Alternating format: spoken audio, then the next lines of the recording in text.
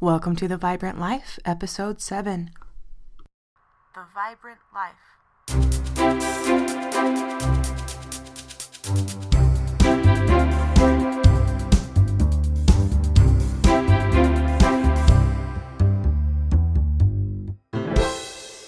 Hey you! Welcome to the Vibrant Life podcast. I'm Emily Romrell, and it's a beautiful day here in Utah. I had a great week. Last weekend we had a girls' getaway down in St. George, and all the women on my mom's side of the family got together and just had a great time. So we climbed some red rocks, we went bowling, played cards, made crafts, and more importantly, we made some good memories. So it was a great weekend. Family is so important, and I'm lucky to have amazing women in my family that I love and look up to. So shout out to the girls in my family. You know who you are. I'm also psyched for this upcoming weekend because it's General Conference. And for my friends who aren't familiar with the Church of Jesus Christ of Latter-day Saints, you can learn more on the show notes for this podcast. But all you really need to know is that General Conference is where the leaders of our church share inspired messages specifically for today and the world that we live in right now. So it's pretty awesome, and people of all faiths and backgrounds are welcome to listen in and join us. And the messages are truly inspirational. So if you have time and an open mind and an open heart, I know you'll have a great experience. The first session airs tomorrow, which is April 3rd, 2021 at 10 a.m. Mountain Standard Time, because, you know, the church is based here in Utah. So it's Mountain Time. And all sessions will be streamed live on the Church of Jesus Christ. So let me make that clear, sorry.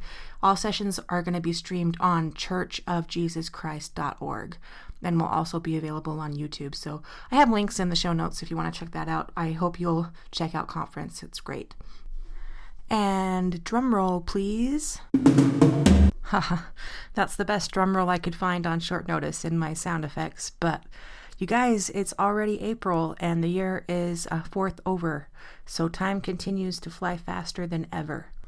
If you'd like to be more productive, consider using the Vibrant Life Goal Planner. I've been plugging that the last couple of weeks, and I really believe in it. I created it as a tool to track my own progress, and I know if it's something that you're interested in, it will help you create your own vibrant life. So there is a video overview of the planner and links to buy one if you are so inclined in the show notes.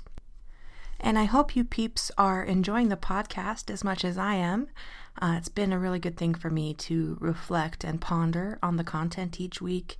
I really do love it. And if you like what you're hearing, a review on iTunes or Spotify would be amazing. So thanks for helping me reach more people and get this community growing.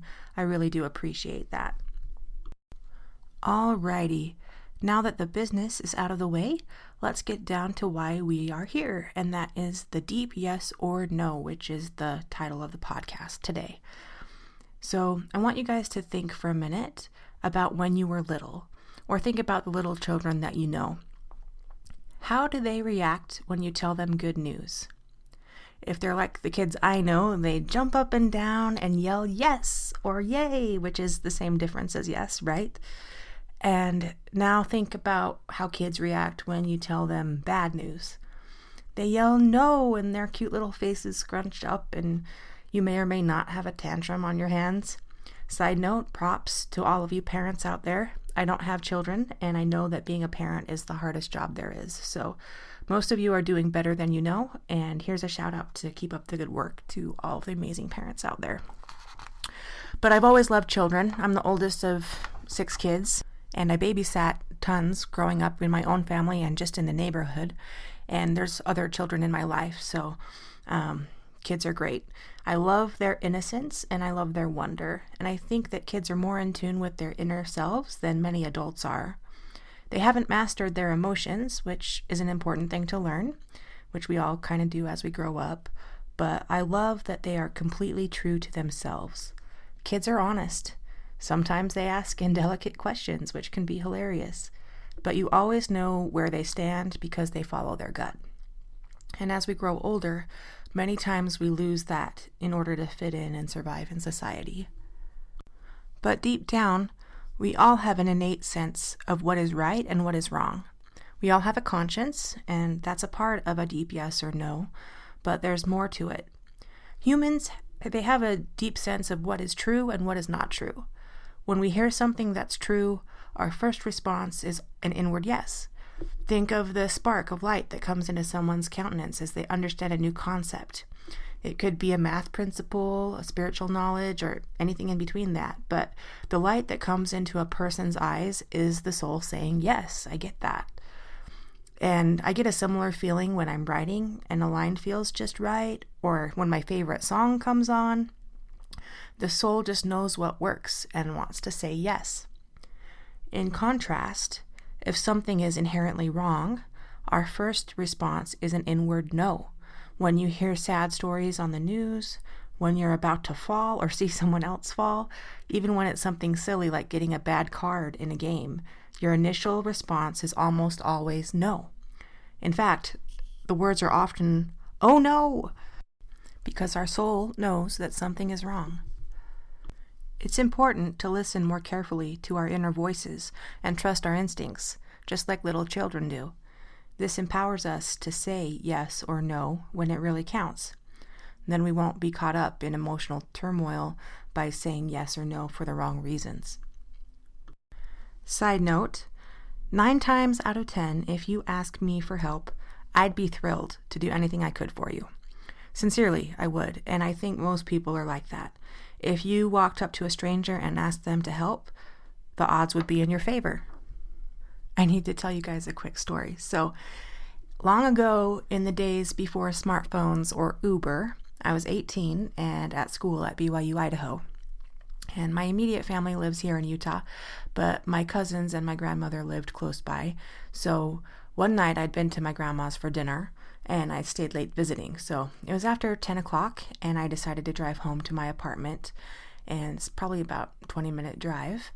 And I had a little golden Hyundai back then. I named the car Lola, and I love that, and I remember the car, but for the life of me, I can't remember what the model was. So it was a little dinky little golden car, but it was perfect for a student that was 18. But this was the night that Lola died.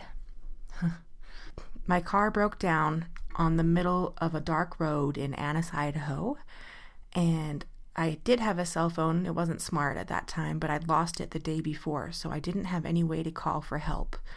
And this was out on a country highway, so it was dark, and my only option were people living in the nearby houses. So I left Lola and timidly walked up to the closest house in my flip-flops. But before I could knock on the door, a giant black dog jumped out of the shadows, growling, and chased me away. Luckily, he didn't chase me beyond the yard, and I lost my flip-flops in the wet grass, so I was barefoot in shorts and a t-shirt. And so I didn't know what to do, but this time I tried the house across the street without a dog, and when a woman opened the door and I saw the kerflummoxed expression on her face, I have never felt so pitiful. But this lady was so kind, and she led me in her home. She went across the street and rescued my shoes. And my grandma was old and didn't feel able to drive in the dark when I called her, and I could understand that. She was getting up there. I called my cousins that lived close, but they were away from home. So I ended up staying with that family for about 2 hours. And it was after midnight when my family finally came and rescued me. So during that time, the husband looked at my car. They gave me snacks, and I even had a family prayer with them. So it was a amazing experience, actually. And I don't remember their names, but I do remember the genuine willingness for that lady and her husband to help me. And they didn't act put out, even though I was a stranger and it was late at night. I could tell that they were happy to do what they could for me. And that example of kindness will stay with me for the rest of my life. So if you ever listen to this, mystery family, thank you, because you really did make a difference. So yeah, people are good, and I believe in humanity. And I think that's important to remember with all the negativity in the world right now.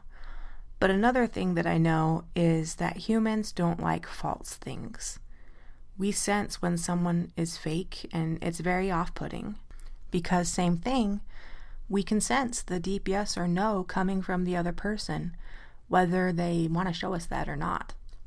Many times we may be asked to do something, and the only reason we say yes is out of obligation. Maybe you don't want to buy Girl Scout cookies.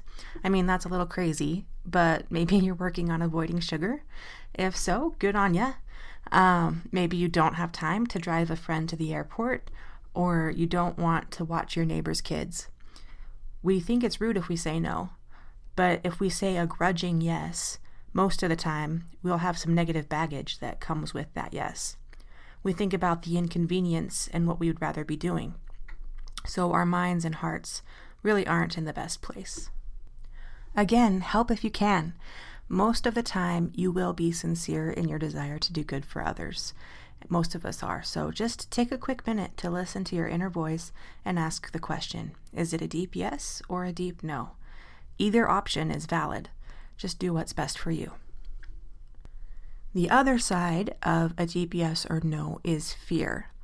And many times, I know I have, we let fear stop us from saying a deep yes to new experiences or opportunities. We might ask ourselves, do I really want to go on the freakishly high roller coaster?